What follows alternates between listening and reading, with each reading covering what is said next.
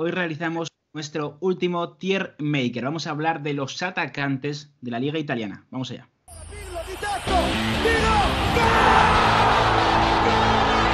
¿Qué tal, amigos y amigas del canal, amigos y amigas de Soy Calcio? Grazie ragazzi, forza Soy Calcio. Bienvenidos a un nuevo vídeo. Hoy vamos a acabar con nuestra serie de tier makers y ahora tier makers, estaba diciendo de tier maker. Y ahora vamos a explicar por qué. Antes de nada, suscribiros al canal, dejad los deberes hechos. Y José, es el último tier maker que vamos a hacer de esta serie que estamos realizando porque hemos decidido unificar los atacantes en una sola categoría, ya que nos hemos encontrado equipos, por ejemplo el Inter, por ejemplo el Genoa, que no tienen extremos o que no tienen mediapuntas, que juegan con dos delanteros y con carrileros. Entonces no queríamos dejarnos a ningún equipo colgado y hemos dicho, vamos a unificarlo y ya está. Sí, lo cierto es que era complicado pues establecer un mediapunta en algún equipo, juntarlo con un extremo de otro y algunos, pues, como el ejemplo que has comentado del Inter, como el ejemplo que tenemos el Lazio o por ejemplo la Spal, son equipos que no tienen ni mediapunta ni extremos. Entonces, muy a nuestro pesar con lo que nos gustaba, pues ir tocando posición por posición e igualar a todos de las mismas fuerzas, pues al final hemos tenido que juntar todos los ataques a la vez y evaluar un poquito cuáles son el mejor ataque de la liga, que yo creo que es algo que puede estar bastante interesante y que es algo que yo personalmente no me había reflexionado hasta la actualidad, pero desde luego que hay muy buenos ataques en la liga italiana y el caso es que yo diría que no hay ninguna mala delantera, lo que pasa que sí que es cierto que nos ha decepcionado o no ha dado el nivel que esperábamos. Sí, esa es una buena pregunta, que la gente nos vaya dejando aquí cuál cree que es el mejor ataque. Y con ataque nos referimos a segundos puntas, media puntas, extremos, delanteros centro de la Serie A, porque tenemos muchos que podrían entrar en esa elección. El caso es que vamos a empezar, como siempre, suspensos, suficientes, bien, notable, sobresaliente. Vamos a colocar a los diferentes ataques en diferentes categorías. Y vamos a comenzar por los suspensos. Y empezamos, José, con el Brescia. No se escapa. Y mira que tiene nombres interesantes, ¿eh? Y al final hablabas de decepciones y el Brescia es una de ellas.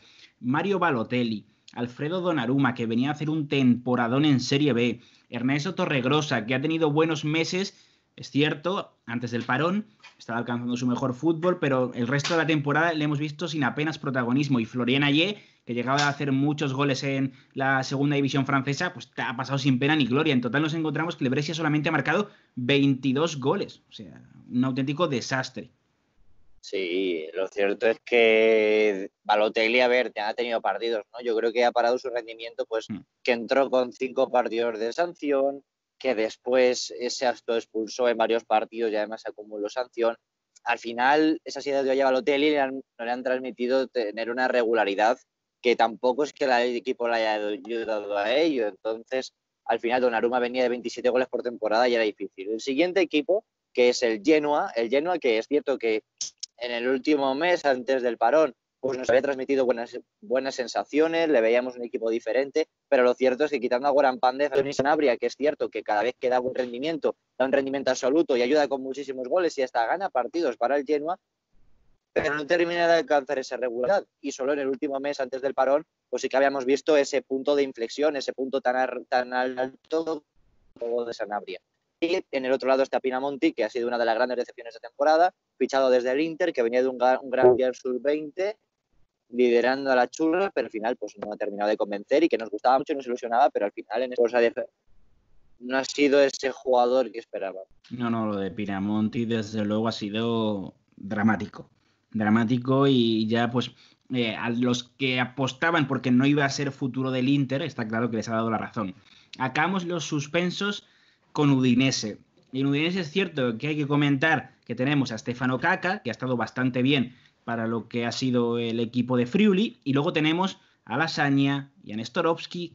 Se nos han quedado muy por debajo del nivel del futbolista italiano, ¿no? Nestorovski llegaba como refuerzo desde el extinto Palermo, tenía buena pinta, pero está claro que en ningún momento ha aportado lo que llegó a dar en Sicilia, y Lasagna es lo de siempre, ¿no? La sensación de que ha tenido o ha llegado a cotas tan altas como la selección italiana porque no había otra cosa que elegir en el fútbol italiano, pero se nos queda muy cortito. Y bueno, Okaka se ve arrastrado, pero sí es verdad que Okaka él solito seguramente hubiera probado. Para mí, yo te lo comentaba antes fuera del directo, es que al final Okaka para mí ha estado hasta de notable, ha sido una de las grandes caras visibles de Udinese, junto a Ken Sema, junto a Rodrigo de Paul, y al final han sido los que han ayudado a que Udinese no esté peleando por el descenso directamente, ¿no? En ese farolillo rojo. Después vamos a entrar ya en el suficiente. Aquí lo que es cierto es que vamos a encontrarnos primero con una Spal que quizás, pues bueno, en comparación con otros equipos diréis, pero si la Spal lleva prácticamente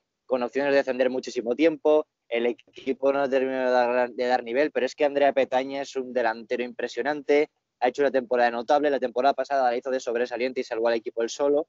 Esa temporada, pues al final también es cierto que le han quitado pues a su principal asistente, que era la Chari, que se marchó al Lazio, y por tanto ha sido una temporada mucho más difícil porque ha tenido que bajar a recibir, irse de varios jugadores. Es que es un jugador muy alto, muy fuerte, ese tipo de delantero rematador de área, y al final ha bajado a defender, a recibir al centro del campo. Es que al final es algo que choca muchísimo. No me imagino a Luca Toni bajando al centro del campo ni a Fernando Llorente haciendo lo propio. Entonces, pues vamos a valorar a Petaña con una nota muy alta y es lo que va a arrastrar suficiente a la Spal, que Di Francesco sí que es cierto que ha dado nivel alguna que otra vez, pero Flocari no ha terminado de ser ese complemento que se esperaba y al final pues Petaña deja en este suficiente a la Spal.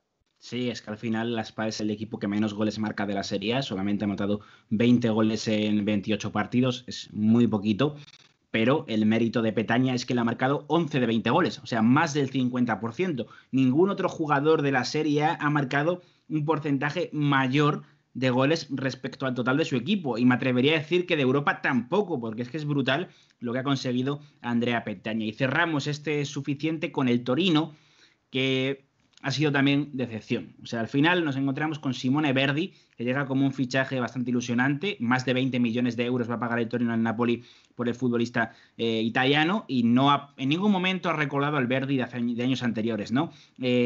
Alex Berenguer, destellos, pero tampoco una consistencia durante toda la temporada. Zaza, bueno, como alternativa, pero al final tampoco aporta mucho más porque el titular, claro, es Belotti, y un Belotti que es que solo lleva 2 goles desde el mes de diciembre. Empezó muy bien la temporada, recuerdo esos partidos de previa de Europa League en los que se infló a meter goles, también las primeras jornadas marcó bastantes tantos, pero es evidente que el Torino ofensivamente se cayó y eso acompañó a la defensa, y al final nos encontramos un Toro que ahora mismo está más cerca del descenso que de puestos europeos, así que es una auténtica pena. Seguimos con el bien, por algunos nombres incluso tendría que estar en notas más posteriores, porque por ejemplo la temporada que ha hecho Mancosu ha sido impresionante, nadie esperaba que diese este nivel tan grande.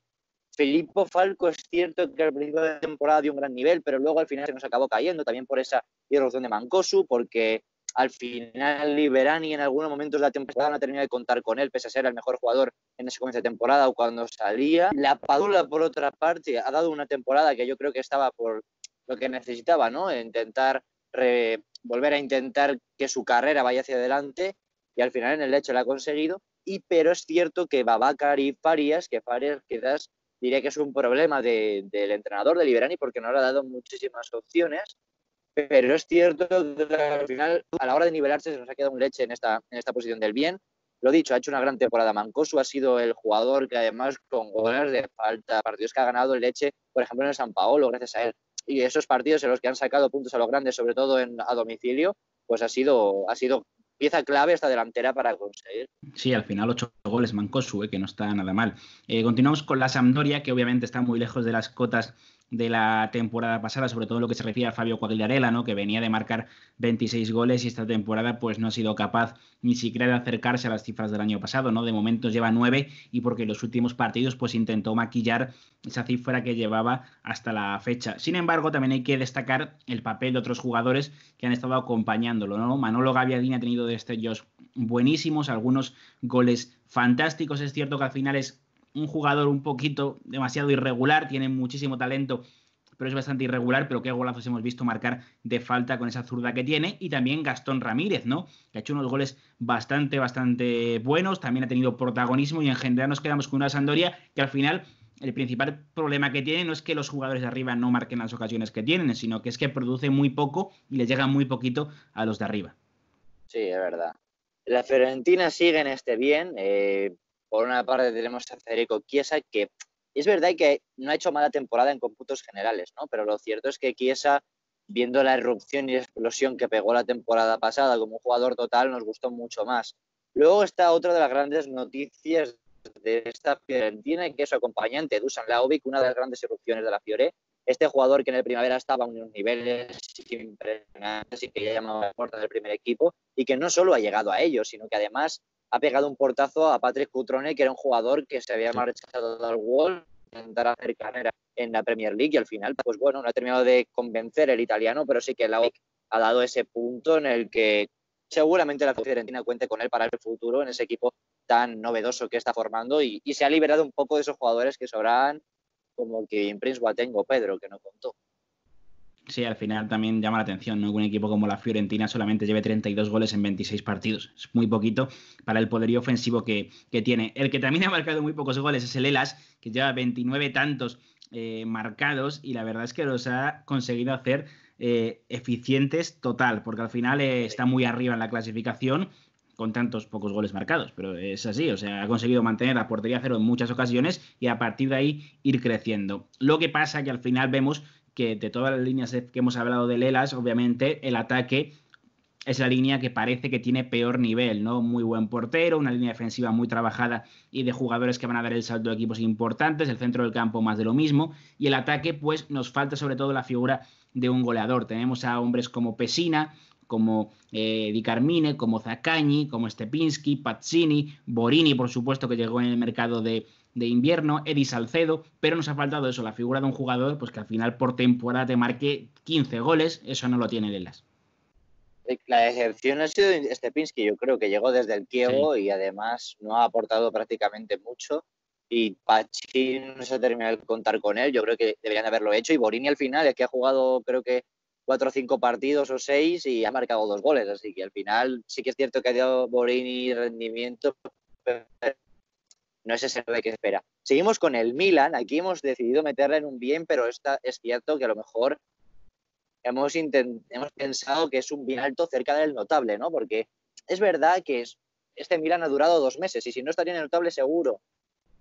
Pero en estos 2 meses han sido muy buenos. Castillejo ha dado un nivel impresionante, pues también tenemos ahí a Çalhanoğlu, que bueno, Çalhanoğlu es lo que es, ¿no? Pero al final, oye, pues ha dado goles, ha dado pases, ha dado rendimiento, entre comillas, y bueno, no ha sido mala temporada la suya. Rafael Leao pues ha tenido algún ápice de esperanza, Rebic ha tenido una gran aparición, pero es cierto que es lo que decimos, mes y medio, un mes, es lo que ha durado y lo que nos ha permitido ver este Milan en el gran ataque, y es Zlatan Ibrahimovic, que llegó no hace mucho y al final se ha hecho muy importante, ha dado un cambio en la mentalidad del equipo, pero es cierto que al final, haciendo un cómputo desde que llevamos con este comienzo de temporada, que han sido 6 o 7 meses, este ha funcionado 2 o 3 de ellos, y al final por eso se ha quedado en el... Sí, es irrisorio, ¿no? En el fondo, esos 28 goles que ha marcado en lo que llevamos de temporada, si lo comparamos con los 70 del Atalanta, por supuesto, pero también incluso con los 60 del Lazio, con los 49 del Inter, 50 de la Juve, está muy lejos de las cifras que tienen otros equipos importantes de Italia, ¿no? Y el drama de Christoph Piontek, que creo que fue una decepción brutal, ¿no? Luego continuamos en este bien con el Napoli, que al final es un equipo que también ha ido a tirones, ¿no? Hemos tenido Lorenzo Insigne, que parece que ha renacido después de la llegada de Gennaro Gattuso, que parece que está muy cómodo, mucho más que con Carlo Ancelotti. Hemos tenido un Milik que empezó bien la temporada, pero que luego se ha caído de forma estrepitosa y ya se habla de que no va a continuar a partir del mercado de verano. Tenemos a un Lozano que no ha aparecido en ningún momento, o sea, es una de las grandes decepciones del curso. Callejón, tampoco hemos visto gran cosa de Callejón, y ha tenido que llegar Mateo Politano para intentar ocupar esa banda derecha. Al final, sí, pero no. Jugadores que han tenido destellos, han tenido momentos durante la temporada, pero no han sido consistentes como se venía viendo en los últimos años. Y al final, pues el Napoli, si se ha mantenido por algo, seguramente ha sido por ese grandísimo centro del campo del que hablábamos anteriormente, ¿no? Sobre todo a partir de eso, de la llegada de Gennaro Gattuso, de la irrupción de Diego Demme, de Fabián mucho más cómodo junto a Piotr Zielinski, pero en ataque muchas dudas, y del bien no pasa un equipo que tiene jugadores como Mertens, sin ir más lejos, que ha estado lesionado gran parte de la temporada, para estar mucho más arriba en este escalón. Cerramos el bien con la Roma, un equipo que hemos hablado muchas veces que tiene una gran línea, que es uno de los mejores ataques de la liga, pero si luego lo repasas individualmente, quienes mejor han dado rendimiento esta temporada han sido, obviamente, Dincheco, que además ha sacado muchos puntos para esta Roma, o incluso Lorenzo Pellegrini, que a él le metimos en el saco de los interiores al jugar.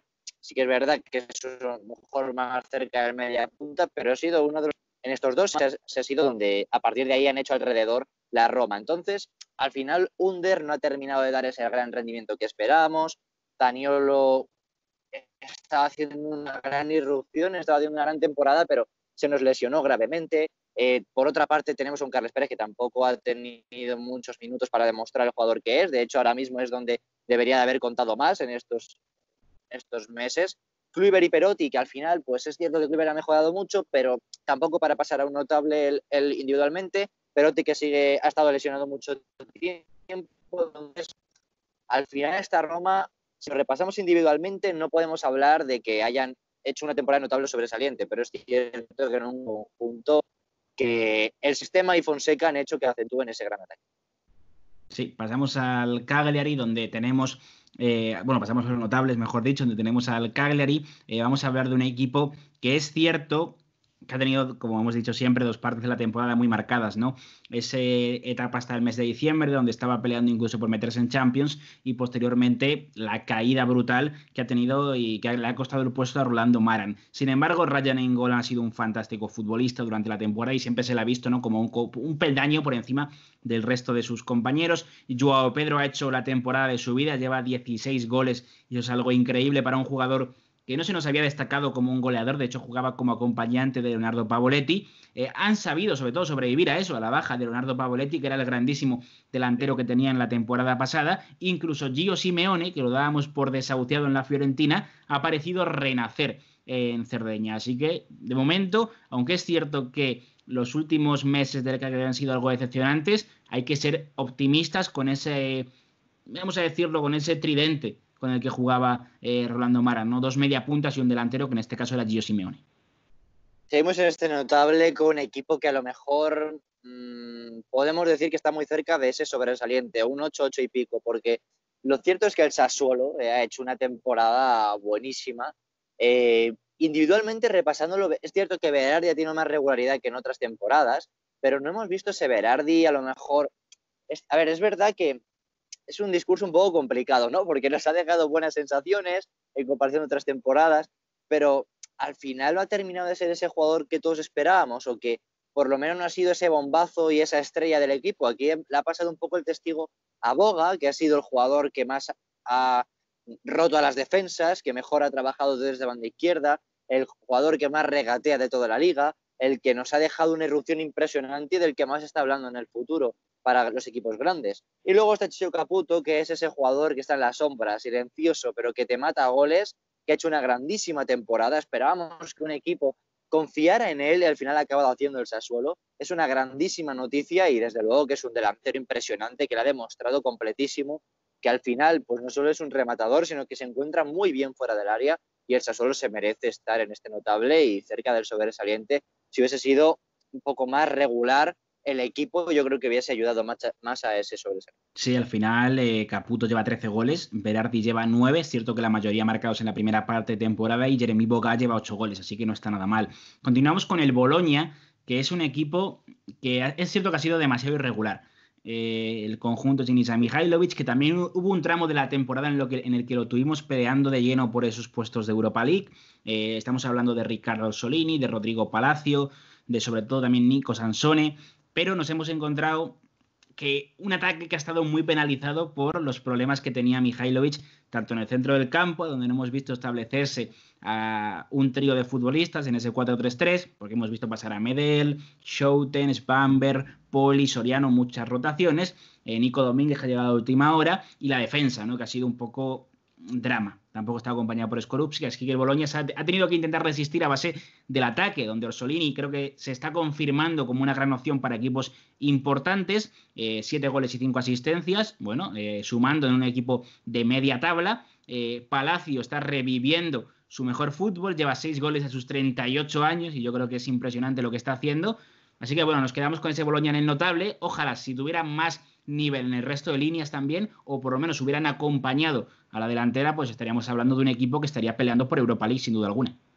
Sí, otra de las señas de identidad del Parma es esta delantera, que hemos dicho que en otros TimeMaker hemos puesto unas opciones en puestos pues más altos, ¿no? Aquí le metemos en el notable, porque al final Gervinho es cierto que en el comienzo no estuvo del todo tan mal, pero es verdad que no tuvo la temporada pasada, además luego el tramo ese que pasó en enero, que estuvo a punto de marcharse a otro país a jugar, al final tuvo que pedir perdón al equipo.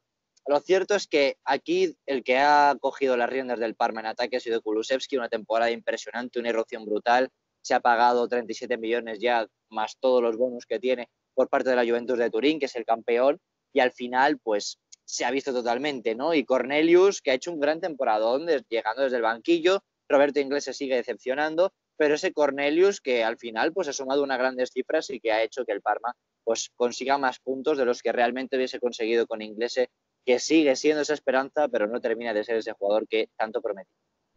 Totalmente. Esos 3 goles que marcó Cornelius contra el Genoa, qué partidazo hizo el jugador que está, recordemos, cedido por la Atalanta. Vamos a acabar los notables con la Juventus y es un tema que puede levantar alguna polémica, ¿no? Hemos metido a la Juventus aquí y no más arriba, pese a que Cristiano está haciendo una temporada increíble, la mejor, obviamente, desde que llegó al Calcio, peleando en la distancia, peleando con Ciro Immobile, pero bueno, sumando auténticos récords, marcando jornada tras jornada. Lo que pasa que al final hemos visto a un Cristiano un poco aislado. Más allá de Paulo Dybala, que ha demostrado compenetrarse muy bien con él, uno de los grandes méritos de Mauricio Sarri, ¿no? Conseguir crear esa asociación que Maximiliano Allegri no consiguió formar, pero nos falta ese tercer hombre. Hemos tenido a Douglas Costa, que, bueno, cuando no ha estado lesionado sí ha aportado cosas, pero es que está la mayor parte del tiempo lesionado. Hemos tenido a Ramsey o Bernardeschi como enganche y al final han sido una decepción, uno por su estado físico, otro porque parece que mentalmente está en otro sitio. Higuaín empezó bien, la verdad, bastante bien la temporada, pero no ha mantenido el nivel y desentonaba claramente, ¿no? Cuando veíamos Cristiano Dybala jugar a un fútbol y veíamos a Higuaín quedarse muy sacrificado también en tareas de trabajo, es cierto, pero estaba peldaño, 2, 3 peldaños por debajo del resto, ¿no? Entonces se nos queda ahí en ese notable, pero es obvio que si ahora mismo estuviéramos hablando de una dupla Cristiano Dybala solamente, pues seguramente sí estarían en el sobresaliente. Pues vamos a comenzar ya con el sobresaliente, esa nota que es el top, y comenzamos con la Atalanta. Una Atalanta que, bueno, qué decir que Papu Gómez siempre no nos decepciona, pero es cierto que aquí ha habido una gran erupción esta temporada, y es la de Josip Ilicic. La temporada que ha hecho es perfecta, unos números increíbles, ha participado en la gran mayoría de goles de la Atalanta. El mejor tramo ha llegado, como siempre llega, en el comienzo, en enero. Todos los meses de enero, febrero, marzo, abril y mayo son perfectos del Atalanta, se dejan muy pocos puntos y aquí es donde estaba carburando gracias a Josip Ilicic. Al final Zapata es cierto que se nos pudo caer por esa lesión que se alargó tanto, pero Muriel tiene unos números buenísimos, de hecho sería posiblemente uno de los mejores revulsivos de Europa en cuanto a los números. Y luego está pues ese tercer jugador que ha acabado siendo pues también Marinovski y compañía. Musa Barro tuvo que irse al Bolonia, pero lo cierto que hablando en el conjunto, Illich y Papu Gómez bailan a un nivel que pocos siguen en esta liga y además, pues bueno, siempre está ese complemento de un punta que trabaja mucho para el equipo como esta. Es que solo hay que ver la cantidad de goles que ha marcado el Atalanta y las goleadas que ha anotado esta temporada. Al Parma le goleó, al Torino le goleó, al Milan le goleó. 70 goles anotados en Serie A, solamente el City y el PSG han marcado más goles, es brutal. Vamos a continuar con el Inter. Hemos metido al Inter en lo máximo, igual rozando el sobresaliente, cayéndose un poco para abajo por Lautaro, ¿no? Ese bajón que ha tenido Lautaro Martínez en 2020. Es cierto que ahora mismo, si hablamos de 2019, esos 6 meses, primera parte de la temporada, estábamos hablando de una de las duplas de moda del fútbol europeo. Y esto es así, ¿no? Ese Lula Bang, ese Lukaku Lautaro, increíble. Lukaku ha marcado 17 goles. Yo creo que todos los que dudaban de qué iba a aportar llegando desde el Manchester United lo ha disipado, porque la verdad es que ha encajado muy bien y ha tenido partidos soberbios que se cargan todas esas críticas que le pueden llamar esos troncacu, que se ponga en el partido del Inter contra el Napoli en el San Paolo, porque marca unos goles el belga brutales. Brutales. Yo es cierto que soy muy lucaquista, pero es que es verdad, son increíbles esos goles y ese partido que se marca allí. Y luego tenemos un Lautaro que de los 11 goles que ha marcado, casi todos en el primer tramo de temporada, 8 sirvieron para abrir el marcador. Eso también nos habla de lo enchufado que estaba el argentino, ¿no? Hemos visto, es verdad, que se ha caído esa dupla en la recta final de temporada, también con un poquito como el Inter, problemas de sanciones para Lautaro, mentalmente parecía también que tenía la cabeza un poco puesta en el Barça, muy joven, se entiende que pueda ser un poco irregular ahora, pero yo creo que es justo que esté en ese sobresaliente. Y cerramos ya este timemaker de ataques con la Lazio que ha gobernado en muchas posiciones, como por ejemplo la de centro del campo, y que ha dado pues un nivel impresionante. Tenemos en matrícula de honor a Immobile, la bota de oro europea, el jugador que más goles ha metido esta temporada en todas las 5 grandes ligas. 27 goles, a 9 de hacer el récord de máximo goleador en una temporada de la Liga Italiana. A esos 36 goles de Higuaín los está amenazando. Y al final, pues es que es un delantero impresionante, aún está de forma brutal, un estado de confianza impresionante también, y además que ha sido muy bien complementado por los de atrás, por el centro del campo, pero también por un Felipe Caicedo que ha hecho una temporada muy buena. Correa, es cierto que estuvo gran parte del tiempo lesionado, aunque antes de lesionarse estuvo a un buen nivel, pero lo cierto es que Caicedo ha sido un gran sustituto de garantías, le ha dado muchos goles al Lazio, le ha dado goles a Immobile, le ha dado goles a Luis Alberto Milinkovic-Savic, y al final ha sido una delantera letal, así que ellos van a ser los que cierren ese timemaker, cómo no, y por eso, por esta gran línea, también es por la que han contagiado a otras posiciones y han conseguido estar peleándole el Scudetto de tú a tú a la Juventus de Turín. Al final, si hablábamos de los 70 goles del Atalanta, la Lazio lleva 60. O sea, una burrada lo que está haciendo el equipo de Simone Inzaghi. Pero bueno, en general este ha sido nuestro tier maker, nuestro último tier maker de esta serie que hemos hecho analizando posiciones por posiciones, además de los entrenadores. La verdad es que lo hemos pasado muy bien y creemos que os ha gustado mucho. Así lo hemos visto en las visualizaciones y en los comentarios que nos habéis dejado. Y José, que nos deje la gente aquí debajo los comentarios acerca de los atacantes. ¿Qué les parece la nota que le hemos puesto a un equipo, a otro? ¿Cuál es su ataque favorito? Lo que os hemos comentado al principio del vídeo. Pero bueno, os tenéis que suscribir, que eso es lo más importante. Que sé que ya lo habéis hecho al principio, pero por si no, suscribiros y también activar la campanita para que os avise de todos los vídeos que sacamos en Soy Calcio. Nos vemos.